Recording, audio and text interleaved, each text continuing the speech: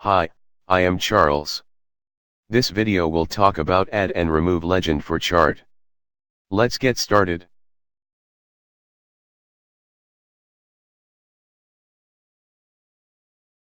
First, click on the chart. Then click on the Design tab. Next, click on Add Chart Element. A drop-down menu will appear. Click on Legend. A sub-menu will appear. Click on None if you wish to remove the legend. I will click Bottom for this scenario. And now the legend is inserted into the bottom of the chart.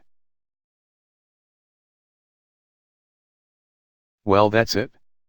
I hope you enjoy this video and have learned something today. Thanks for watching.